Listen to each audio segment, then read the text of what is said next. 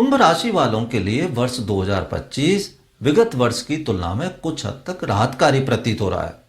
हालांकि अभी भी आप शनि की साढ़े साती के प्रभाव में हैं। 29 मार्च को शनि यद्यपि राशि परिवर्तन कर रहे हैं, परंतु वे आपकी जन्म राशि से द्वितीय भाव में रहेंगे, जो कि साढ़े साती संज्ञा की है। यह उतरती साढ़े साती है, जो कि विगत वर्ष में चल रही मध्य की साढ़े साती की तुलना में राहतकारी प्रतीत हो सकती है। इस अवधि में करियर संबंधी समस्याओं में राहत मिलेगी और स्वास्थ्य पहले से बेहतर होगा। कार्यों में आ रही बाधाओं में भी कमी देखने को मिलेगी। साथ ही आलस्य और नकारात्मक प्रवृत्ति भी दूर होगी। योजना बनाकर कार्य करने की प्रवृत्ति बनेगी। जहां तक 2025 में बृहस्पति के गोचर फल का प्रश्न है, तो इस वर्ष बृहस्पति का गोचर तुलनात्मक रूप से बेहतर रहना चाहिए। 14 मई को बृहस्पति आपकी राशि से पंचम भाव में प्रवेश करेंगे, जो कि प्राय सभी क्षेत्रों में शुभ फलदायक है। इसके चलते न केवल पारिवारिक सुख में वृद्धि होगी, परंतु करियर और वित्तीय स्थिति में भी बेहतरी देखने को मिलेगी। करियर में नए अवसर प्राप्त होंगे, साथ ही इनकम में भी वृद्धि की भी परिस्थितियां बनेंगी। 18 अक्टूबर से 5 दिसंबर के मध्य बृहस्पति कर्क राशि में रहेंगे, जो कि आपकी राशि से छठवीं राशि है। हालांकि सांसारिक मामलों में बृहस्पति की छठी राशि में गोचर बहुत अनुकूल नहीं माना जाता, परंतु कुंभ राशि वालों के लिए करियर में इस दौरान अच्छी उन्नति देखने को मिलती है। 5 दिसंबर के बाद बृहस्पति पुनः मिथुन राशि में प्रवेश करेंगे और आपकी राशि से पंचम भाव में रहेंगे, जो प्राय सभी क्षेत्रों में अच्छे परिणाम देने वाले रहेंगे। जहां तक राहु के गोचर का प्रश्न है, तो 30 मई तक आपकी राशि से दूसरे भाव में रहेगा, जो कि पारिवारिक सुख और वित्तीय मामलों में कुछ हद तक उतार चढ़ाव वाला प्रतीत हो रहा है।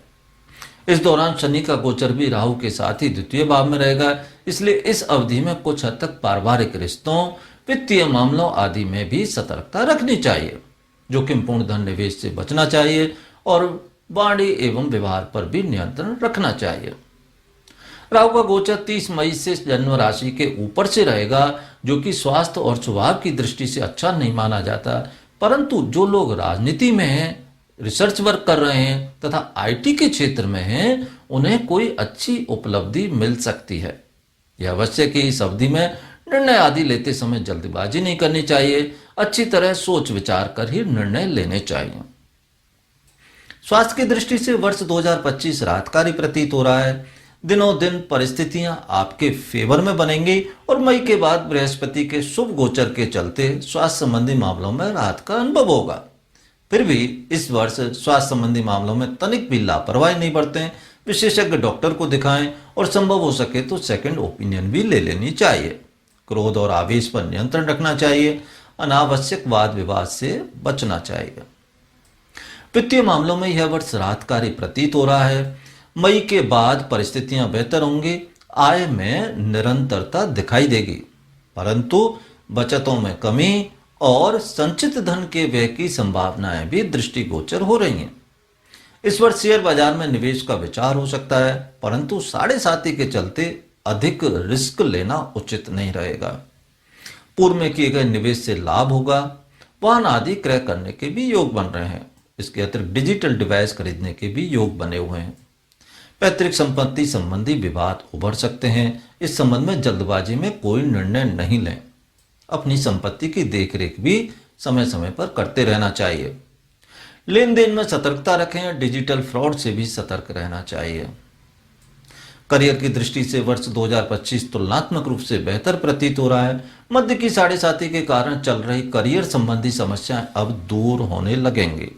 मई से गुरु का गोचर आपको करियर में पदोन्नति एवं नवीन अवसर प्रदान कर सकता है। उच्चाधिकारियों से संबंधों में घनिष्ठता आएगी और उनसे लाभ भी प्राप्त होगा। जॉब में नए अवसर प्राप्त होंगे। अधिकार और सत्ता में भी वृद्धि के योग बन रहे हैं। अच्छी पोस्टिंग मिलने की संभावना दिखाई दे रही है। इसके अतिरिक्त इस वर्ष किसी ट्रेनिंग आदि में भी आप भाग ले सकते हैं। कोई नया कोर्स आदि भी ज्वाइन कर सकते हैं। एआई अथवा अन्य कंप्यूटर कोर्स करने के भी योग बन रहे हैं। जहाँ तक प्रोफेशनल्स का संबंध है, तो यह वर्ष आईटी, लॉ और मेडिकल प्रोफेशनल्स के लिए कुछ अच्छी उपलब्धियां प्राप्त करवा सकता है। नए और अच्छे अवसर प्राप्त होंगे। साथ ही मान सम्मान में भी वृद्धि होगी। आपके कार्यों को मान्यता मिलेगी। व्यवसाय वर्ग के लिए यह वर्ष पूर्वार्ध की तुलना में उत्तरार्ध में बेहतर फलप्रद दिखाई दे रहा है। पूर्वार्ध में कुछ उतार चढ़ाव परेशान कर सकते हैं, परंतु उत्तरार्ध में ग्रह स्थिति तुलनात्मक रूप से बेहतर प्रतीत हो रही है, जिसके चलते व्यवसाय संबंधी समस्याओं में कमी का अनुभव होगा।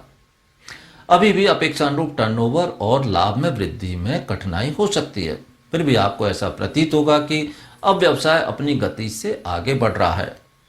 व्यावसायिक मामलों में जल्दबाजी करना उचित नहीं रहेगा। सोच समझकर निर्णय लें, दूसरों पर अधिक विश्वास नहीं करें। डिजिटल मार्केटिंग से आपको लाभ हो सकता है। अनुत्पादक ऋण आदि से भी बचना चाहिए। दूसरों पर अधिक विश्वास नहीं करना चाहिए। अधिक उधार देने से बचना चाहिए। निवेश करते समय भी सावधानी रखनी चाहिए।